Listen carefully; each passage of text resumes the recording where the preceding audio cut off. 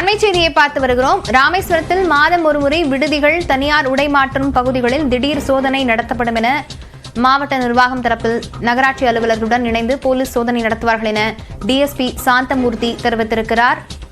இது தொடர்பான விவரங்களுடன் செய்தியாளர் வீரகுமரன் இணைந்திருக்கிறார். வீரகுமரன், இந்த அறிக்கையில் என்ன தெரிவிக்கப்பட்டிருக்கிறது, விவரங்கள்?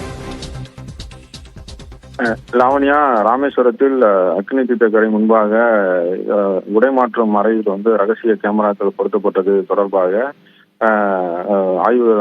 இருவர் கைது செய்யப்பட்ட நிலையில் தற்போது அவர்கள் தொடர்ந்து விசாரணை செய்து வருகின்றனர். அவர்களிடமிருந்து ரகசிய கேமராக்கள் மற்றும் மெமரி கார்டு மற்றும் செல்போன்கள் கைப்பற்றப்பட்டு சைபர் கிரைம் போலீசாரால் விசாரணை மேற்கொள்ளப்பட்டு வருகிறது.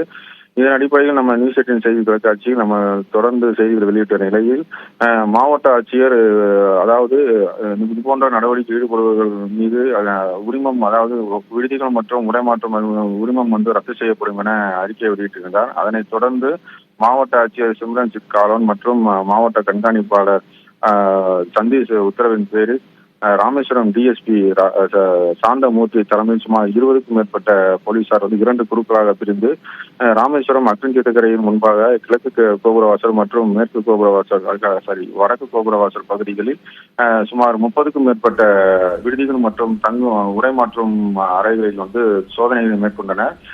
தொடர்ந்து சோதனை மேற்கொண்ட பிறகு செய்தியாளரை சந்தித்த சாந்தமூர்த்தி, நகராட்சி அலுவலர்கள் மற்றும் காவலர்களுடன் இணைந்து மாதம் ஒரு முறை இப்பகுதிகளில் தொடர்ந்து விடுதிகள் மற்றும் உடைமாற்றும் அறைகளில் சோதனை செய்யப்படும். இதுபோன்ற நடவடிக்கை ஈடுபடும்போது கடுமையான நடவடிக்கை எடுக்கப்படும் எனவும் அவர் தெரிவித்தார்.